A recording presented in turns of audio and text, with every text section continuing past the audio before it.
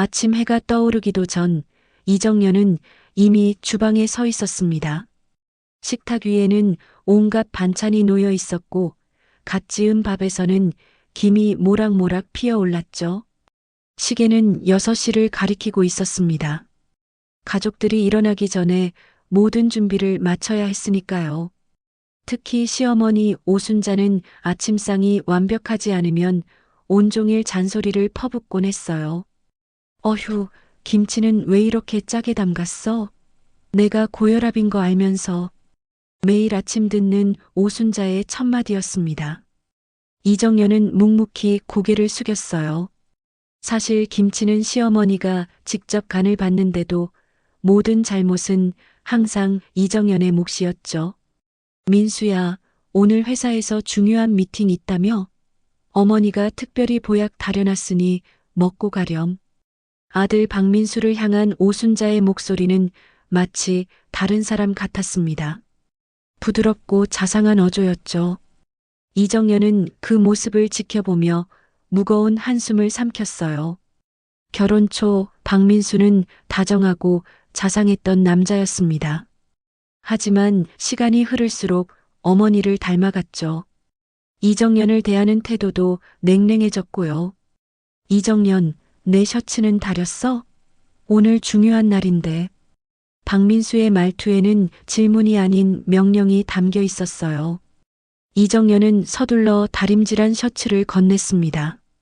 감사 인사는커녕 턱으로 가볍게 끄덕이는 것이 그의 반응의 전부였죠.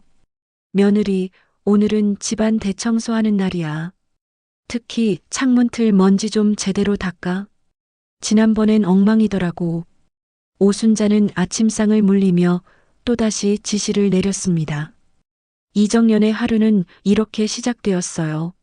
아침 식사 준비부터 시작해 빨래, 청소, 시장 보기, 저녁 준비까지 쉴 틈 없는 일과였죠. 이 집에서 내가 있을 곳은 부엌과 빨래터뿐이다.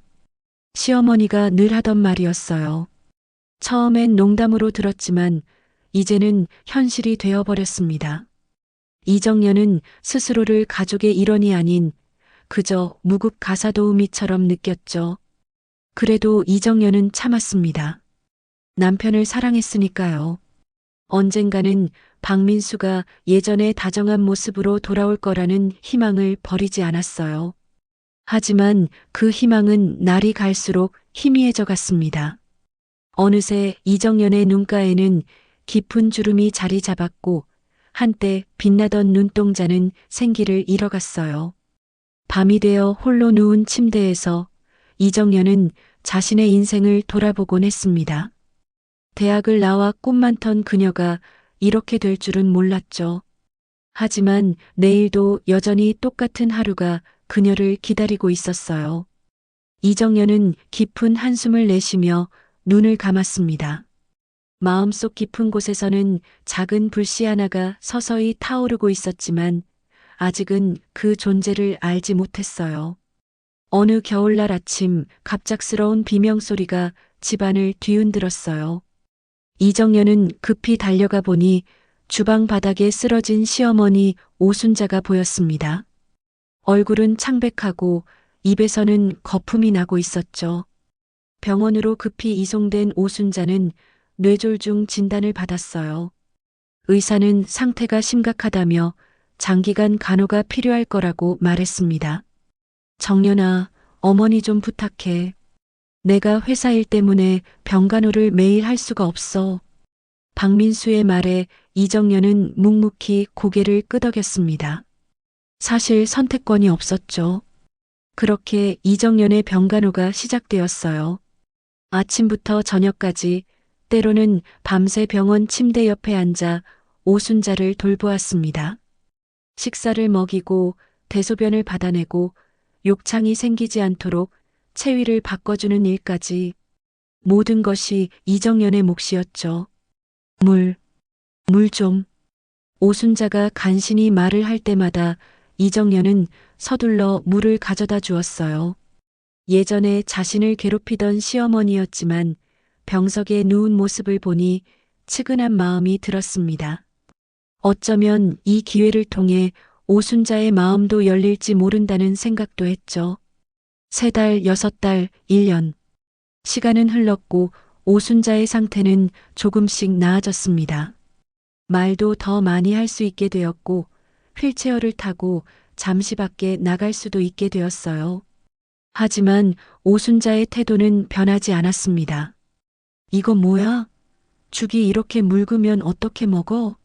내가 날 빨리 보내려고 이러는 거지? 이정연은 또다시 상처받는 말들을 들으면서도 묵묵히 돌봄을 이어갔어요. 박민수는 점점 병원에 오는 횟수가 줄어들었습니다. 바쁘다는 핑계로 한 달에 한 번 정도만 얼굴을 비추었죠. 그 시간마저도 어머니와 이야기를 나누다 급히 전화를 받고 나가는 경우가 대부분이었어요. 3년이라는 긴 시간이 흘렀습니다. 이정연의 얼굴에는 피로가 깊게 패어 있었어요. 병간호로 인해 자신을 돌볼 여유조차 없었죠. 하지만 그녀는 끝까지 최선을 다했습니다. 그리고 어느 날 오순자는 조용히 숨을 거두었어요. 어머니가 떠나셨어. 시어머니의 마지막을 지킨 것은 박민수가 아닌 이정연이었습니다. 장례를 치르고 49일 제사까지 모두 마친 후 이정연은 겨우 한숨을 돌렸어요. 이제 새로운 시작을 할 수 있을지도 모른다는 희망이 그녀의 가슴에 피어났습니다. 하지만 운명은 그녀에게 또 다른 시련을 준비하고 있었어요. 이정연, 할 말이 있어. 어느 저녁 박민수는 평소와 다르게 진지한 표정으로 이정연을 불렀습니다. 그의 손에는 서류 뭉치가 들려 있었죠. 이혼하자.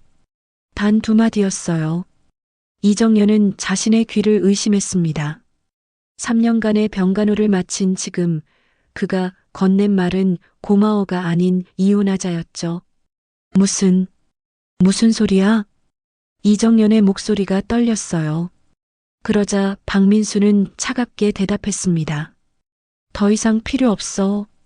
어머니도 돌아가셨으니 우리 사이도 여기까지야. 이정연은 그제서야 모든 것을 깨달았어요. 박민수와 오순자는 처음부터 한 통속이었습니다. 오순자 명의로 된 재산을 이정연에게 한 푼도 주지 않기 위해 이 모든 것을 계획해왔던 거예요. 그동안 내가 해준 거 다 당연한 거였어. 이제 내가 없어도 돼. 박민수의 말은 칼날처럼 이정연의 가슴을 찔렀습니다. 10년의 결혼 생활, 3년의 병간호. 모든 것이 헛된 것이었죠. 이정연은 빈털터리로 집에서 쫓겨나게 되었어요. 가져간 것이라곤 몇 벌의 옷과 소소한 개인 물품뿐이었습니다. 재산은 모두 박민수와 오순자 명의였으니까요. 비 오는 밤 작은 모텔방에 홀로 앉은 이정연의 눈에서는 멈추지 않는 눈물이 흘러내렸습니다. 그녀의 인생은 어디서부터 잘못된 걸까요? 모텔방 천장을 바라보며 이정연은 하루를 보냈습니다. 그녀의 눈가는 붓고 목은 타들어가는 것 같았어요. 핸드폰은 이미 꺼진 지 오래였죠. 충전기도 충전할 의지도 없었으니까요. 창밖으로 보이는 하늘은 여전히 회색빛이었습니다. 비는 그쳤지만 이정연의 마음속 비는 그칠 줄 몰랐어요. 이제 어떻게 살아가야 하지? 중얼거리는 목소리에는 체념이 묻어 있었습니다. 40대 초반 경력단절 여성으로 무엇을 할 수 있을까요? 이정연은 막막함에 다시 한번 눈물을 훔쳤어요. 그때였습니다. 갑자기 모텔방 전화기가 울렸어요. 손님, 프런트에 찾아오신 분이 계세요. 이정연은 의아했습니다. 자신을 찾는 사람이 누구겠어요? 박민수가 마음을 바꿨을까요? 아니면 다른 누군가? 머뭇거리다 그녀는 프런트로 향했어요. 정연아, 정말 너구나. 익숙한 목소리에 고개를 들자 대학 시절 친구 한도윤이 서 있었습니다. 비가 그쳤음에도 그의 머리카락은 젖어 있었어요. 이정연을 찾아 여러 모텔을 돌아다녔다는 증거였죠. 도윤아, 어떻게? 말을 잇지 못하고 이정연은 그 자리에 주저앉고 말았습니다.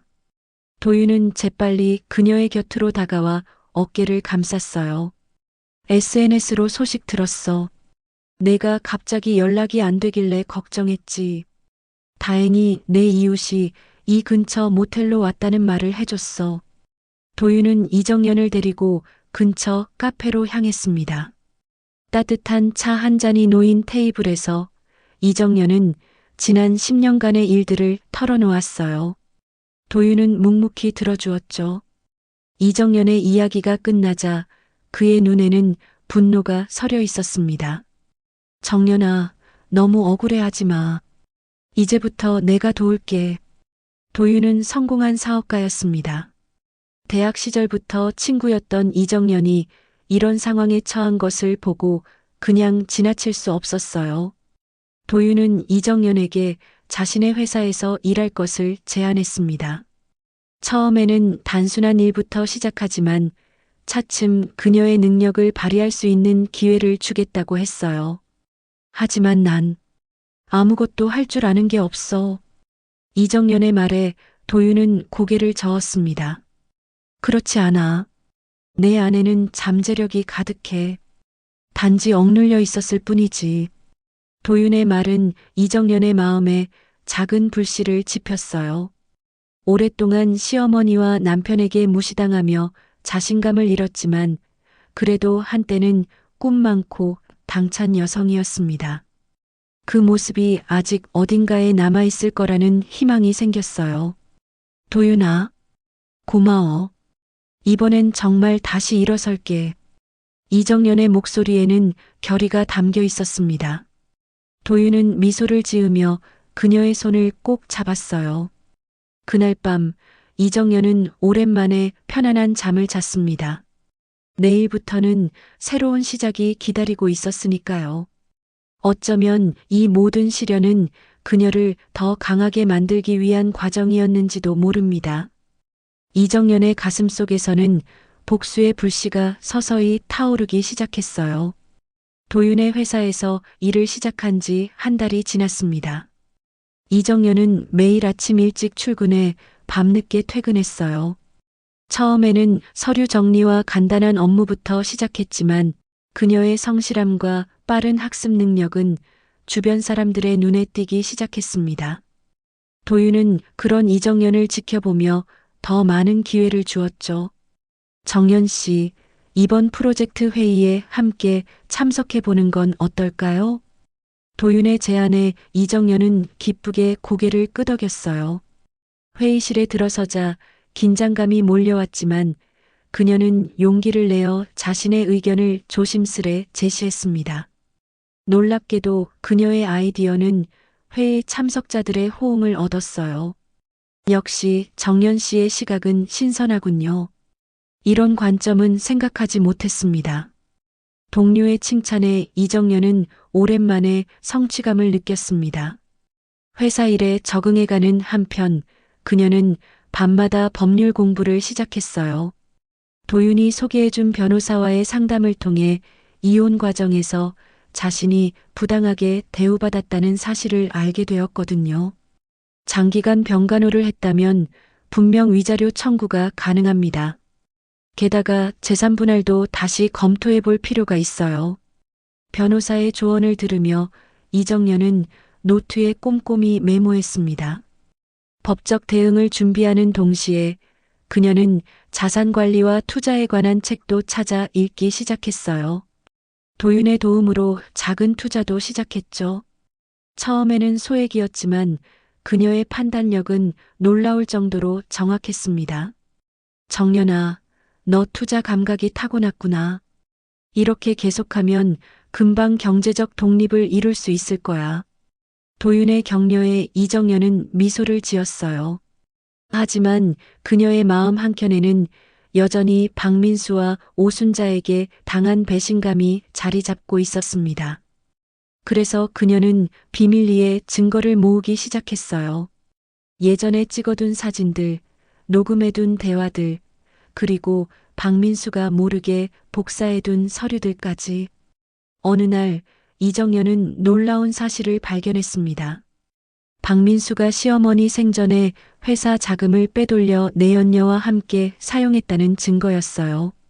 게다가 시어머니 오순자도 이 사실을 알고 있었던 것 같았습니다. 그녀의 일기장에는 아들의 불륜을 알면서도 며느리에게는 비밀로 하자는 내용이 적혀 있었거든요. 이제 당하고만 있지 않겠어. 이정연은 모든 증거를 정리하며 다짐했습니다. 더 이상 예전의 순종적인 며느리가 아니었어요. 그녀는 이제 자신의 권리를 되찾기 위해 싸울 준비가 되어 있었죠.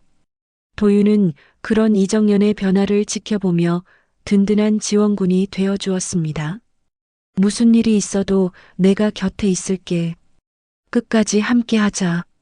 도윤의 말에 이정연은 고개를 끄덕였어요.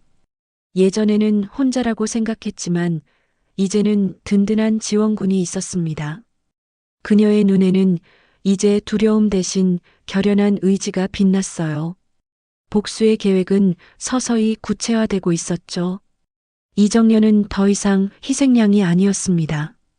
이제 그녀는 사냥꾼이 되어 있었어요. 회사에서의 이정연은 빠르게 성장하고 있었습니다. 입사한 지 6개월 만에 그녀는 중요한 프로젝트를 맡게 되었고 그 성과는 눈부셨어요. 도윤은 그런 이정연을 믿고 더 많은 책임을 맡겼습니다. 이제 그녀는 회사의 핵심 인재로 자리매김했죠. 정연 씨, 오늘 저녁에 시간 되세요? 중요한 이야기가 있습니다. 어느 날 도윤의 제안에 이정연은 퇴근 후 그를 만났어요. 도윤은 자신이 투자하려는 새로운 사업에 대해 이야기했습니다. 놀랍게도 그 사업은 박민수의 회사와 직접적인 경쟁 관계에 있는 것이었어요. 실은 내가 조사해보니 박민수의 회사가 재정적으로 위험한 상황이라는 걸 알게 됐어. 그의 사업 파트너들도 불안해하고 있지. 도윤의 말에 이정연의 눈이 빛났습니다. 이것은 그녀가 기다려온 기회였어요. 남편이 가장 신경 쓰는 회사를 건드릴 수 있는 완벽한 타이밍이었죠. 도윤아, 나도 계획이 있어. 박민수가 회사 자금을 빼돌린 증거를 찾았거든. 이정연은 자신이 모은 증거를 도윤에게 보여주었어요. 도윤은 놀라움을 감추지 못했습니다. 이정연의 치밀함에 감탄했죠. 이런 정보라면 박민수의 사업 파트너들이 알게 되면 즉시 손을 뗄 거야. 아무도 불법 행위에 연루된 회사와는 거래하고 싶어 하지 않으니까. 두 사람은 전략을 세우기 시작했어요. 도윤은 자신의 새 사업을 통해 박민수의 주요 거래처들을 하나둘씩 가져오기로 했습니다. 동시에 이정연은 박민수의 불법 행위에 대한 증거를 적절한 시점에 공개할 준비를 했어요. 한편 이정연은 또 다른 중요한 발견을 했습니다. 우연히 만난 시어머니의 오랜 친구를 통해 오순자가 남긴 비밀 유언장이 있다는 사실을 알게 되었어요. 오순자 씨가 돌아가시기 얼마 전 나에게 이것을 맡겼어요. 당신이 찾아오면 전해주라고 했죠. 노인은 봉인된 서류 봉투를 이정연에게 건넸습니다. 떨리는 손으로 봉투를 열자 그 안에는 공증된 유언장이 들어 있었어요. 놀랍게도 시어머니는 자신이 알고 있던 것보다 훨씬 더 많은 재산이 있었고 그중 일부를 이정연에게 남기겠다는 내용이었습니다. 왜? 시어머니는 날 미워했잖아. 이정연은 혼란스러웠어요. 유언장 마지막에는 짧은 메모가 적혀 있었습니다. 이정연에게 내가 나를 끝까지 간호해 준 것은 알고 있다. 내가 너에게 한 행동들에 대한 보상이라고 생각해라. 하지만 이것이 용서를 구하는 것은 아니다. 마이너스 오순자. 차갑고 냉정한 글이었지만 이정연은 희미한 미소를 지었어요. 시어머니는 끝까지 자신의 방식을 고수했지만 적어도 이정연의 희생을 인정했던 것 같았습니다. 더욱 중요한 것은 이 유언장이 박민수도 모르는 시어머니의 숨겨진 재산을 드러냈다는 점이었어요. 이정연은 법적 조언을 구한 후 이 유언장을 공식적으로 제출하기로 결정했습니다.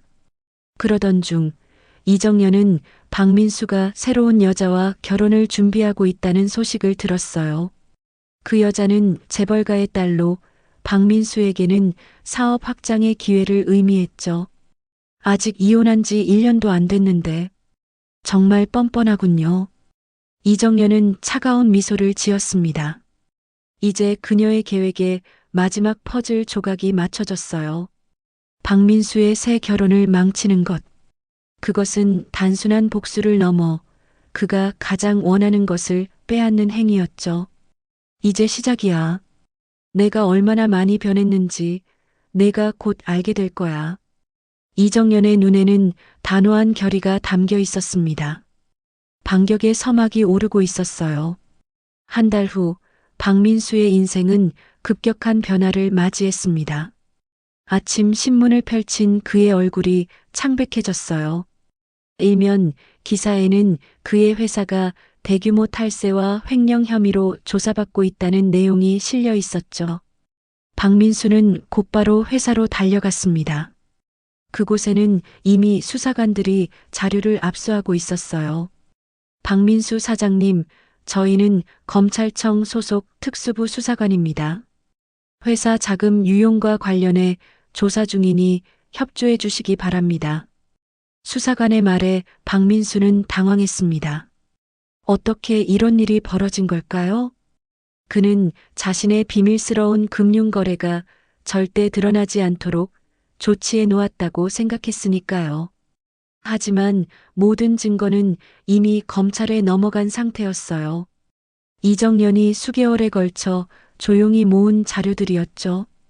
어떻게 된 일인지 모르겠지만 오해가 있는 겁니다. 제가 다 설명해 드리겠습니다.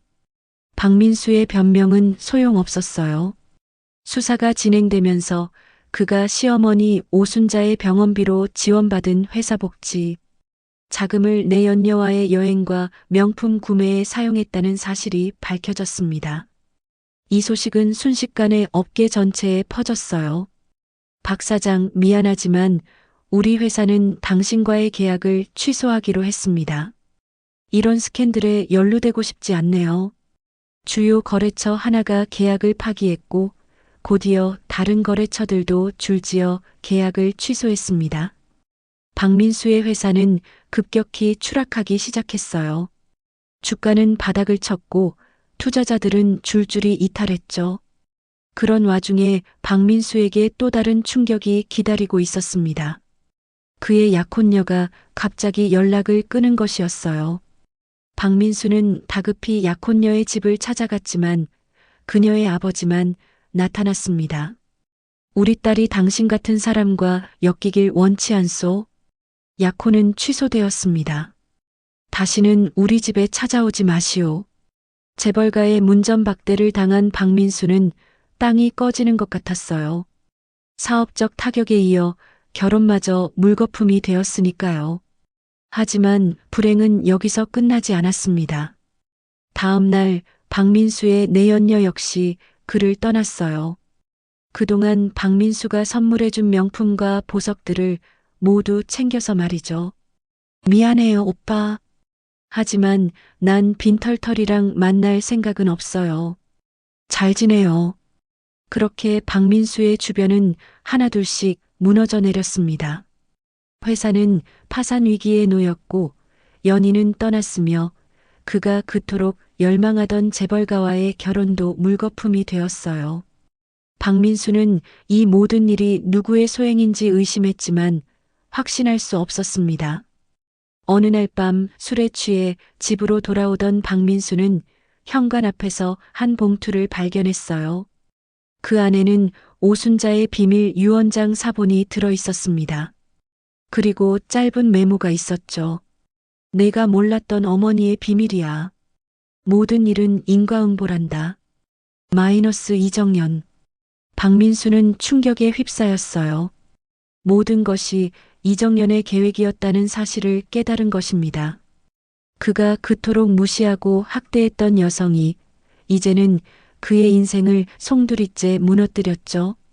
박민수는 절망 속에서 신음했어요. 그의 곁에는 아무도 남아있지 않았습니다. 이정연은 멀리서 그 모든 것을 지켜보았어요. 감정은 복잡했지만 한 가지 확실한 것은 정의가 실현되고 있다는 사실이었습니다. 그녀의 계획은 아직 끝나지 않았어요. 마지막 한 방이 남아 있었죠. 법원 건물 앞에 이정연이 도윤과 함께 걸어 들어갔습니다. 오늘은 박민수와의 재산분할 청구 소송 최종 심리가 열리는 날이었어요. 이정연은 평소보다 더 공들여 차려입었습니다. 검은색 정장은 그녀의 단호한 의지를 표현하는 듯 했죠. 자신감 넘치는 그녀의 걸음걸이는 예전에 움츠러든 모습과는 판이했어요. 긴장되니? 도윤의 질문에 이정연은 고개를 저었습니다. 아니, 이상하게도 평온해. 오랫동안 준비해온 순간이니까. 법정에 들어서자 맞은편에 박민수가 보였어요. 한때는 잘생기고 자신감 넘치던 그의 모습은 온데간데 없었습니다. 얼굴은 헬쑥해져 있었고 양복은 구겨져 있었어요. 파산 직전에 회사를 겨우 지탱하느라 그는 완전히 지쳐 보였죠. 재판을 시작하겠습니다. 판사의 선언과 함께 심리가 시작되었습니다. 이정연의 변호사는 그동안 준비한 증거들을 하나씩 제출했어요. 박민수가 이혼 과정에서 재산을 은닉한 증거, 시어머니 오순자와 공모에 이정연을 속인 증거, 그리고 3년간의 병간호에 대한 증언까지 모든 것이 체계적으로 준비되어 있었습니다. 피고 박민수는 원고 이정연 씨의 3년간의 헌신적인 간호에도 불구하고 시어머니의 사망 직후 이혼을 요구했으며 그 과정에서 재산을 불법적으로 은닉했습니다. 이는 명백한 법률 위반입니다. 변호사의 주장에 박민수와 그의 변호사는 반박하려 했지만 이정연이 준비한 증거는 너무나 명백했어요. 특히 결정적이었던 건 오순자의 비밀 유언장이었습니다. 공증까지 마친 이 유언장은 법적 효력이 충분했죠. 이 유언장에 따르면 고인 오순자 씨는 자신의 개인 재산 중 상당 부분을 원고 이정연 씨에게 남기고자 했습니다. 그러나 피고 박민수는 이 사실을 숨기고 모든 재산을 자신의 명의로 이전했습니다. 판사는 심각한 표정으로 서류를 검토했습니다. 법정 안에는 긴장감이 감돌았어요. 마지막으로 이정연에게 발언 기회가 주어졌습니다. 존경하는 판사님, 저는 10년간의 결혼 생활 동안 최선을 다했습니다. 특히 시어머니의 병간호는 제 인생의 3년을 온전히 바친 시간이었어요. 저는 단지 정당한 대우를 받고 싶을 뿐입니다. 이정연의 차분한 목소리는 법정 전체에 울려 퍼졌어요. 박민수는 그제서야 자신이 얼마나 큰 실수를 했는지 깨달은 듯 했습니다. 하지만 이미 너무 늦었죠. 결국 판결은 이정연의 압도적인 승리로 끝났어요. 박민수는 거액의 위자료와 함께 오순자의 유언장에 명시된 재산을 이정연에게 반환해야 했습니다. 게다가 이혼 과정에서의 재산 은닉에 대한 법적 처벌까지 받게 되었어요. 법정을 나서는 이정연의 앞을 박민수가 가로막았습니다. 그의 눈에는 절망과 분노가 섞여 있었어요. 내가 어떻게 이럴 수 있어? 우린 부부였잖아. 이정연은 차갑게 웃었습니다. 맞아요. 우리는 부부였죠. 하지만 당신은 날 하인처럼 취급했어요. 이제야 내가 내 마음을 알겠니? 박민수는 무너진 듯 그 자리에 주저앉았어요. 모든 것을 잃은 그의 모습은 한때 이정연이 그랬던 것처럼 비참해 보였습니다. 이정연은 더 이상 그를 바라보지 않고 앞으로 걸어갔어요. 도윤이 그녀를 기다리고 있었습니다. 끝났어. 이제 정말 끝났어. 이정연의 말에 도윤은 고개를 끄덕였어요. 두 사람은 나란히 법원을 빠져나왔습니다. 밖은 이제 막 봄이 시작되고 있었어요. 새로운 계절, 새로운 시작이 이정연을 기다리고 있었습니다. 햇살이 가득한 오피스에서 이정연은 창밖을 바라보았습니다. 법정 승리로부터 1년이 지난 지금 그녀의 인생은 완전히 달라져 있었어요. 받은 위자료와 시어머니의 유산으로 그녀는 작은 사업체를 시작했고, 이제는 10명의 직원을 둔 회사의 대표가 되었습니다. 패션 컨설팅 업체로 경력 단절 여성들을 주로 고용하며 새로운 시작을 돕는 일이었죠. 정연 대표님, 다음 주 패션쇼 준비가 모두 끝났습니다. 비서의 보고에 이정연은 미소를 지었어요. 다음 주 패션쇼는 그녀의 회사가 처음으로 주최하는 큰 행사였습니다. 많은 유명 디자이너와 바이어들이 참석을 약속한 상태였죠. 고마워요. 모두가 열심히 준비했으니 잘 될 거예요. 이정연은 자신의 책상 위에 놓인 사진을 바라보았습니다. 도윤과 함께 찍은 사진이었어요. 그는 여전히 그녀의 든든한 지원군이자 가장 가까운 친구였습니다. 사업적으로도 그들은 좋은 파트너였죠. 두 사람 사이에는 특별한 감정이 자라고 있었지만 이정연은 아직 조심스러웠어요. 과거의 상처가 완전히 아물기까지는 시간이 필요했으니까요. 오늘 저녁에 시간 되세요? 저희 어머니가 정연 씨를 초대하셨어요. 도윤의 메시지에 이정연은 따뜻한 미소를 지었습니다. 도윤의 가족들은 그녀를 진심으로 환영해 주었어요. 특히 그의 어머니는 이정연을 딸처럼 아껴주셨죠. 이전의 시어머니와는 완전히 다른 경험이었습니다. 점심시간, 이정연은 잠시 회사를 나와 근처 카페로 향했어요. 그곳에서 그녀는 예전 이웃이었던 주부와 우연히 마주쳤습니다.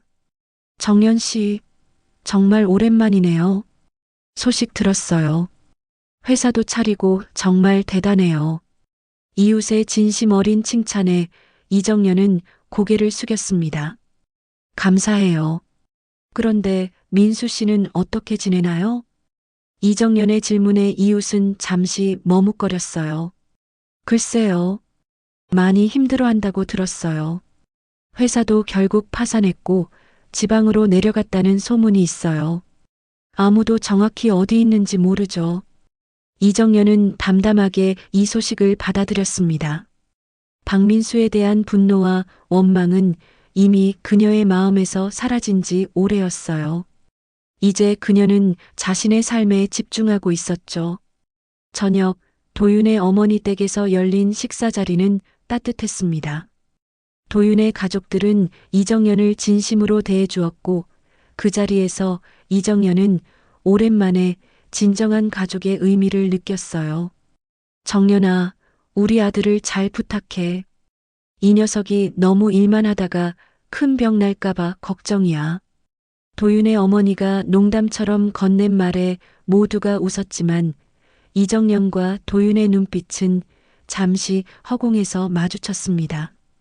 아직 말로 표현하진 않았지만 두 사람의 마음은 서로를 향해 조금씩 열리고 있었어요.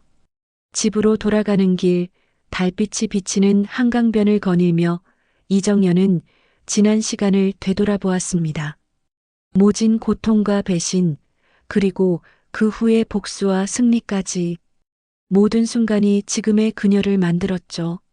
자신의 아파트에 도착한 이정연은 거실 창가에 서서 서울의 야경을 바라보았어요. 이제 그녀는 더 이상 남편과 시어머니의 그림자에 가려 사는 존재가 아니었습니다. 스스로의 힘으로 일어선 당당한 여성이었죠. 서랍에서 오랫동안 보관해온 작은 상자를 꺼냈습니다. 그 안에는 시어머니 오순자가 남긴 유언장의 원본과 박민수와 찍은 결혼 사진이 들어 있었어요. 이정연은 잠시 그것들을 바라보다 옆에 준비해둔 새 앨범을 열었습니다. 도윤과 함께 찍은 사진들, 회사 오픈 기념사진, 그리고 새롭게 만난 친구들과의 추억이 담겨 있었죠.